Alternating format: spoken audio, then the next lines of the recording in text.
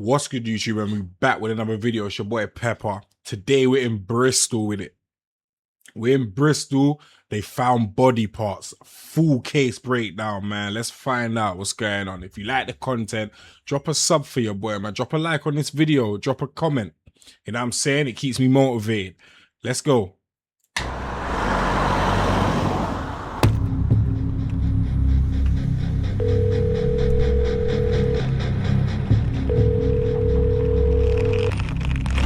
What's the emergency? We're going to need some police up here quite urgently, I think. We had a gentleman who was dragging a case, and it looks like it's really heavy and there's blood coming out of it. Oh, right, it looks like there's blood coming out of the case.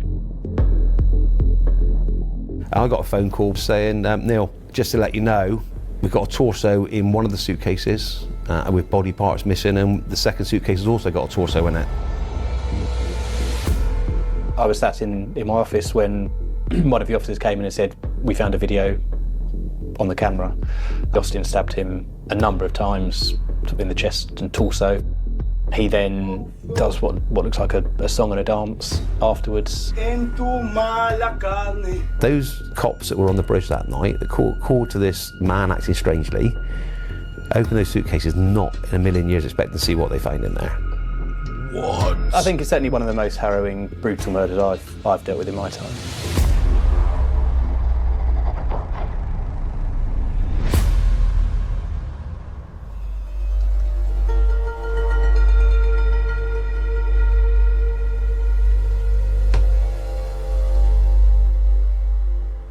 It's after 11 at night in Bristol. CCTV cameras on the city's most famous landmark show an unlikely tourist struggling with a large red case. He's pulling it along the pavement, dragging it across the Clifton Suspension Bridge. It's not the only one. There's a second case, a large silver trunk just metres away in a lay-by. What? By now, staff at the bridge notice him. They question him. He says the red case contains car parts he's trying to sell. Minutes later, he starts to move it. A passing cyclist tries to help. The man tells him he's from Colombia. He asks him to open the case. But the stranger refuses, walks away, then breaks into a run. The cyclist chases him, capturing it all on his phone. He speaks to him in Spanish. The stranger replies, "My boss is really bad," before trying to grab the mobile, then runs off into the night. As we were walking along and got towards the other end, we started to see like blood on the pavement, on the bridge. As we kept walking further along, Was my we man went trying down to and fool turned, the... and we had like some commotion behind us, and we saw, a cyclist chasing after a man who was just running away. He was, making a lot of noise. They stopped when the guys managed to get away. Can you describe the case to me? It's a red case, red plastic case. There's obviously 4 wheels on it, but 2 of the wheels are broken, and that's where this red stuff is leaking out of, which we are concerned that it might be blood. You said there's a second case, so I can look. Yeah, In the background, he said there's a second case, sorry. Well, he said there was 2 cases, he was going to go and get his second case, and that's when he did a runner. The silver case has an address label, 9 Scots Road in London.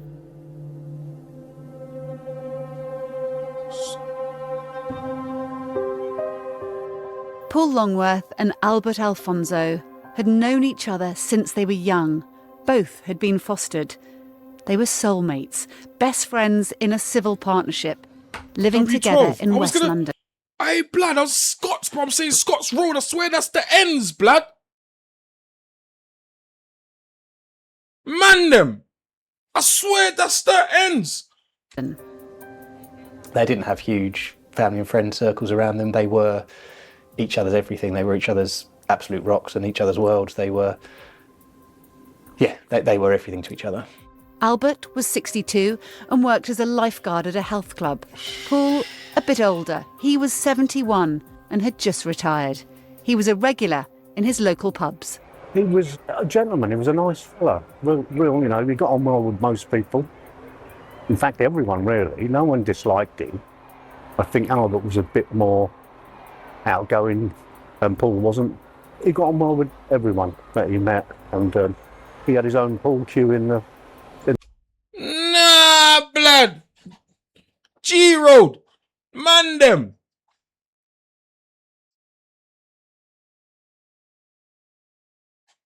Nah. in the pub. Neighbours in Shepherd's Bush say they were really happy together. Paul, he was very friendly, very bubbly. I've always seen him smiling, never seen him sad or anything like that. But Albert had another passion, for extreme sex. He liked to be dominated and degraded, posting online on special websites. Paul knew, but didn't have anything to do with Albert's dark desires. Paul was in the relationship for companionship. Albert still very much sexually active, and it seems like it was a completely accepted within the relationship. Paul wasn't interested in that side of the relationship anymore and was quite happy that Albert went elsewhere for his sexual activity. 34-year-old Yostin Mosquera lived in Colombia. He'd done military service and has 2 young children. I'm led to believe that he did have a wife and a child back in Colombia, but it does appear like he had quite a stable family life in Colombia. But he wasn't the usual family man. He topped up his part-time work in construction by making porn, posting graphic videos online and charging people to watch. And Albert Alfonso was one of them. He messaged him and over the years sent him thousands of pounds to view his films and pay his bills. Albert's thing was to be videoed having quite extreme sex. Obviously, Mosquera provided that service. Some would see it as quite a strange relationship. I don't think we're here to judge what that relationship is like. In March 2024, Mosquera joined Albert and Paul on a luxury holiday in Colombia. 3 months later, Albert brought him back to the UK. And the trio started living together. Wow. They went on day trips to Brighton. What? And Albert enrolled him on a course to learn English. But while Albert and Paul were busy entertaining their visitor, he had plans of his own. In the weeks leading up to the murder, Yostin had been searching how much 9 Scots Road was worth, searching property in Medellin, where he came from. And then we know a couple of weeks before the murder, he'd obtained a file from Albert's hard drive, which contained all of his banking IDs and login details as well. Bro, this is all happening round the corner from my house. No, man them. Bro, what? This is the ends, man them. I was outside my home and 3 of them walked past. Nothing out of the blue. Didn't know the gentleman in the middle of them. Paul said hello, and that was the last time I saw them. It's the ends. It's Scots. Don't make me pull up the old school video of... Oh, what was the old school video? Gunman, was it with Troy and them? Aye, if you know, you know. My bushman them. If you know, you know. How does that make you feel now? Very sad. Right here. The video's right here. If you know, you know. Oh, you can't see because my cam's in the way. On the right under my cam. And literally. I think it's knowing that We I'm gun possibly the last we person the real that saw them alive. Old school. If you know, you know. It's the ends, blood. 94s and that. July the 8th, 2024 started like any other day for Albert and Paul. Albert left early for a shift at the gym. For Paul, it was an easy morning. We see on CCTV Paul at the window of the flat speaking to a neighbour down below on the road. It was a fairly innocuous conversation, a normal conversation, but it turned out to be Paul's last conversation with anybody. But while he happily chatted at the window, in the next door bedroom, Mosquera was busy online. First, he searched for the price of Paul and Albert's flat. Next, he scoured Facebook Marketplace for a chest freezer, before going onto YouTube to search in Spanish, where on the head is a knock fatal. An hour later, a camera outside the flat shows Mosquera at the very same window, drawing the curtains. They stay shut for 30 minutes. Paul Longworth would never see the light of day again. Mosquera smashed his skull with a hammer. Paul Longworth, his head had severe injuries to it. He also had what we call defensive injuries on him, so where he'd been fighting for his life as well, effectively, the pathologist was able to tell that there were injuries to his hands where he'd been trying to fend off an attacker. He then hid Paul's body under the bed before Googling how long it would take for a corpse to decompose and checking his return ticket to Colombia. Wow. By 7:45, Albert was back from work. He and Mosquera then went to get some beers. It would be the last time Albert ever left home. A couple of hours later, the cameras set up in his bedroom to record erotic sessions filmed his own death, with Paul's dead body hidden under the bed next door. During sex, Mosquera secretly brought in a knife, stabbing Albert repeatedly. The brutality of the murder and the fact that it was in such a intimate setting, one moment they're engaging in sexual activity together and the next moment Justin's slits his throat and is stabbing him and murdering him. Bro, when I tell you, bro, this is the first time that you'll probably ever just see me speechless. Nah, like, I'm speechless. Right in front of our eyes on the video was really harrowing. His hands had multiple cuts as he tried to save himself. You can hear Albert fighting for his life and eventually taking his last breath, literally fighting for his life. He then does what looks like a song and a dance afterwards, whilst Albert is still lying there, dying on the floor in the room. What I see from that video is a person that's reveling in doing what he's doing, and the little dance afterwards is quite bizarre. And then goes straight to the computer and starts trying to log into bank accounts and search for financial items on. Bro, when I say I'm so mad, I'm so close saying so. I'm so close to say on Albert's laptop.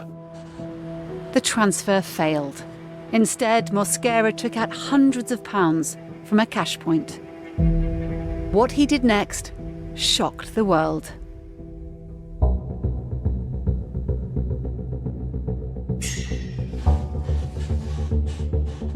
It's the morning after he's killed the couple, and Mosquera goes outside the flat to take delivery of a chest freezer.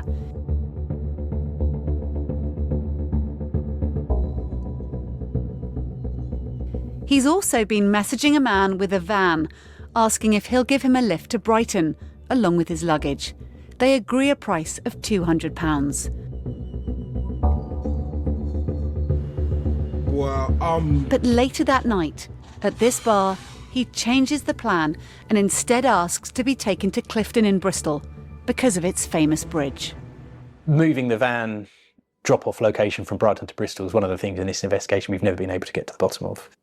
We've found nothing of any links between Justin and Bristol. Don't believe he's ever been to that area of the country before, but we know that they had been to Brighton on day trips or whilst he was over in June last year. Yostin's explanation was simply, in his evidence, was simply that it was another place that began with B. The next evening at 7:30 on the dot, a red van pulls up outside Scott's Road. A silver trunk is wheeled inside. And a red suitcase. Then, with Mosquera, the van sets off from London down the M4 to Bristol. Wow. At 10:30, he's dropped off in Clifton. Mosquera sets off with the suitcase, and a couple see him struggling with the weight of the bags. They try to help. Roger Malone and his son Giles also spot him.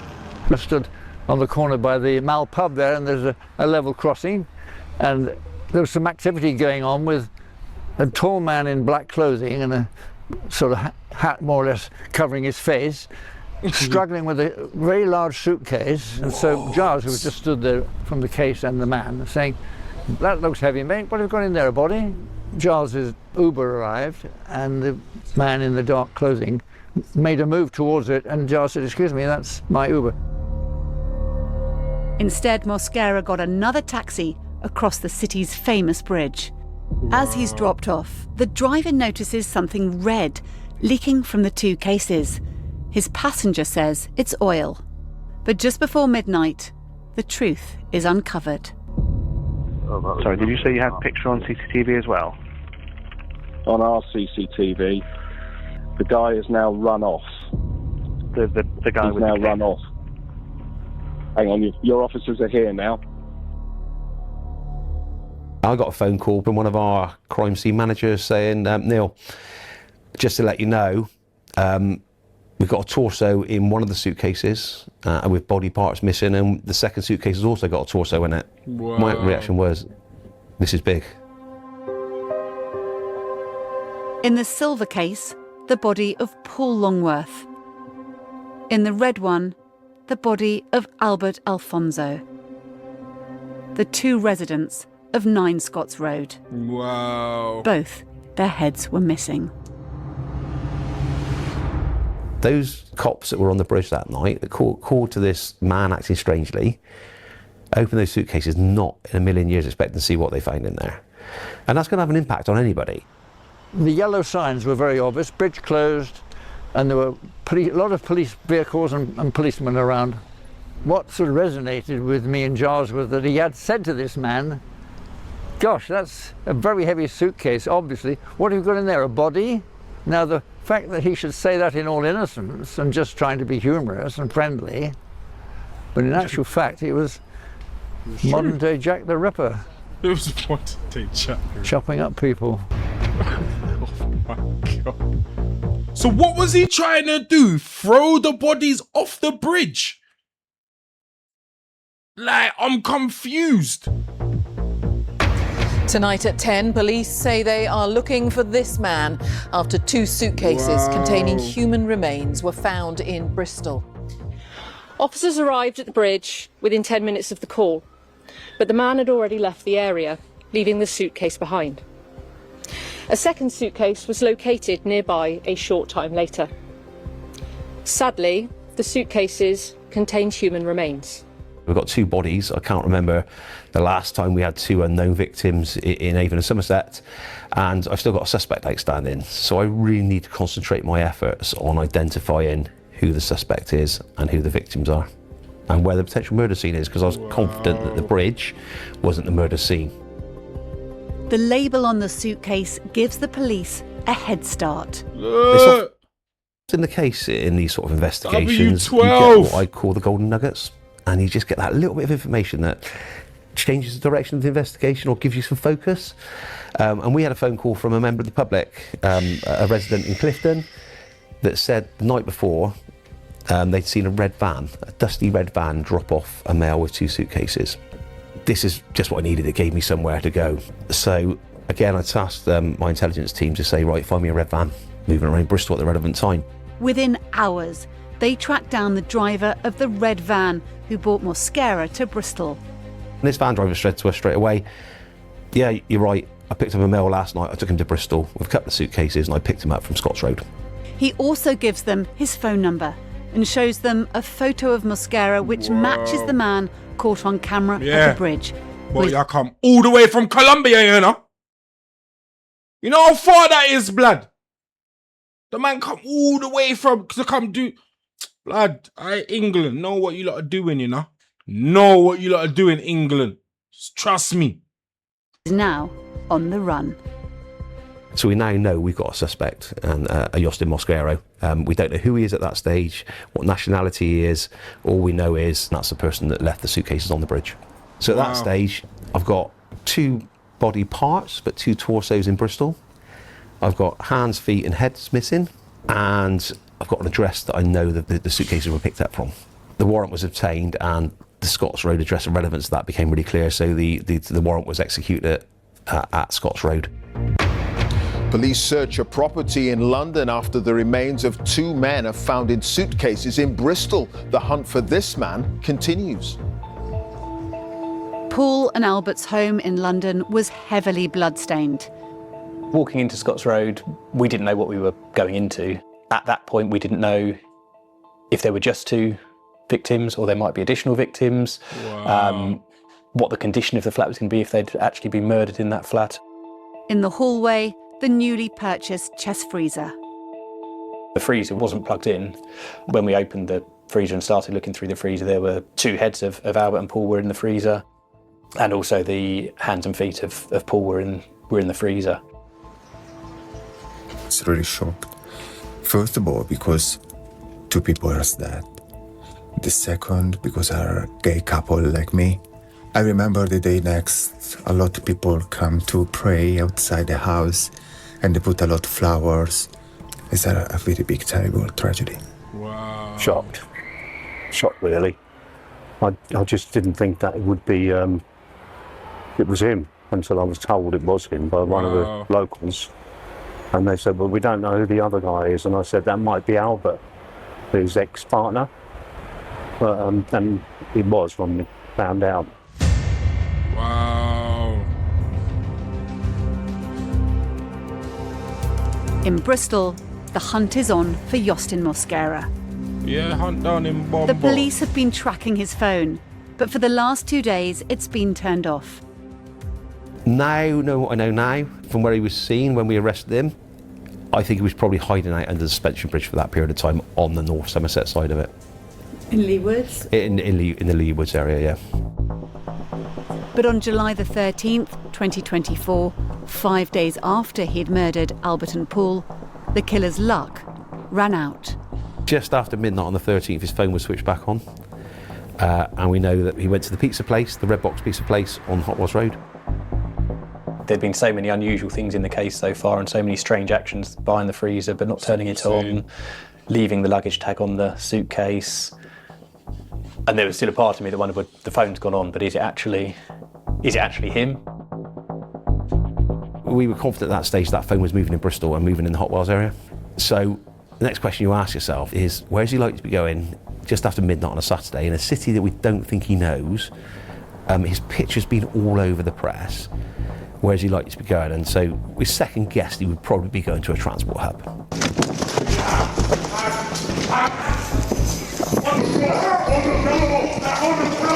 Yeah, where you running? I've got a hand, mate. Go. Yeah. I can say the words, I'll be secure. Oh my God.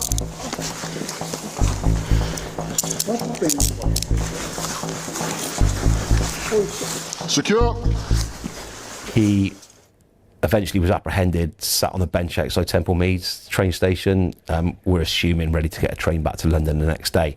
Move your legs out to the front. Sit up. At this time, mate, you're under arrest on suspicion of murder. You don't have to say anything but may harm your defence if you do not mention when questioned, something you later rely in court. Anything you do say may be given evidence. Do you understand? No. What? You are currently under arrest for murder, okay? Yeah. What's you your understand? Name, mate? What? What's your name? Bo what? Hombre. Jot. Jump up. Yeah. Jot or Joss? Jot. Surname? Jot what? Jot. Mosquera. Mosquera. Mosquera had one shoe, Police think he lost the other one running away from the bridge.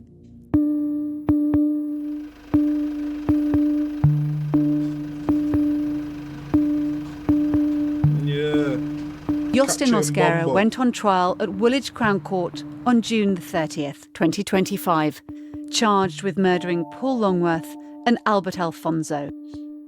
The jury was shown the video of the moments when Albert died. Until we saw and realised this had been videoed, I don't think anyone could appreciate the brutality of that attack. You can kill someone with a knife with one cut, one stab, if you hit them in the wrong place, the right place, whichever way you look at it. But this attack that Mosquera did on Albert, which is the one that's videoed, is sustained. It's obviously pre-planned, it's brutal. Wow. He is clearly trying to kill him, and like I said, the fight that Albert puts up for his life is, in the circumstances, quite impressive. In court, Mosquera told the jury he was raped every day by Albert Alfonso, and that if he left, Albert would kill his family in Colombia. Mosquera said in court that he was raped and threatened. What do you make by his defence? So I think from everything we've seen in all the videos, we've seen no evidence of that. He also claimed it was Albert who murdered his partner Paul.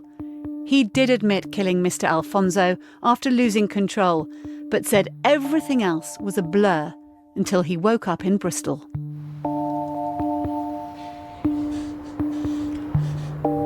On July the 21st, 2025, Jostin Mosquera was found guilty of double murder.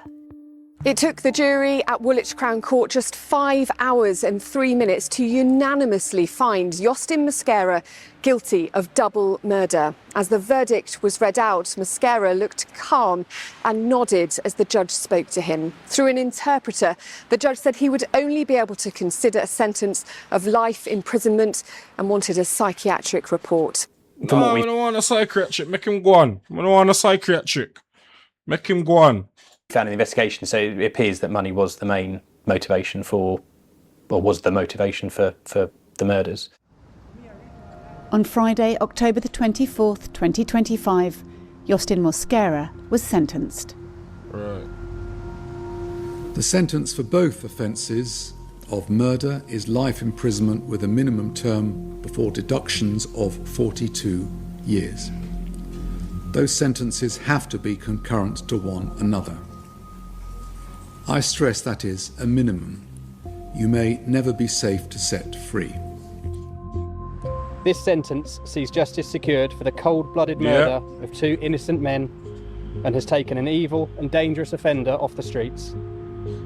A sentence of this length demonstrates the seriousness with which the judge took his offending.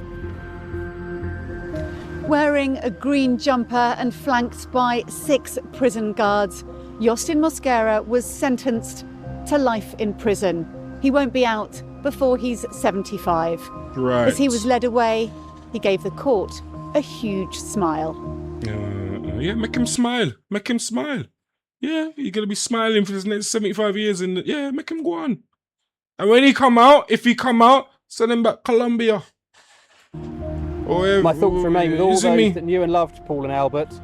And whilst nothing can bring them back, I hope this sentence offers some semblance of justice and closure as they continue to process the trauma of what happened. Wow. People, be safe, man. No cap. Wow. The ends as well. G-Road, you know. Wow. In my career, it's definitely up there as probably the most shocking murder I've dealt with, particularly the fact that the murder was filmed, the brutality of the murder, the fact that it's in circumstances where, Albert and Paul had invited Jostin into their home and he's murdered them during sort of intimate activity between the two of them in such a brutal and callous way on video is really, really, really shocking. We as police officers see horrible things every day, but you can never harden yourself to it. You always expect it, but obviously never want to see it. We join the police knowing that we're going to see awful stuff, car crashes, people hit by trains, murder victims. You know, there's every chance that whether it be first thing on a Monday morning and last thing on a Friday night, you may come across that in your normal course of duty. They weren't expecting that. I miss his banter. He was funny. He was quite a funny bloke. You know, always happy. I'd never see him have a argument with anyone in all the years I've known him. Wow. He was such a nice, gentle guy, really, you know. I've always asked myself the question, he could have committed at that stage almost the perfect murder. He's killed 2 people within the premises. They're the only 2 people that live in that address, so nobody else is going to come home and find them. He didn't need to dismember them. He didn't need to take them to Bristol, and he might not even know why. But why take those risks when you could have just jumped on a plane back to Colombia and never been seen again? Man, idiot boy. He's an idiot boy. Good though. You get me? Get him off the streets, man. No cap, man. Condolence to the family, man. But appreciate you lot being here. If you lot have got this far, like, comment, and subscribe, and we'll be back on the next one, man.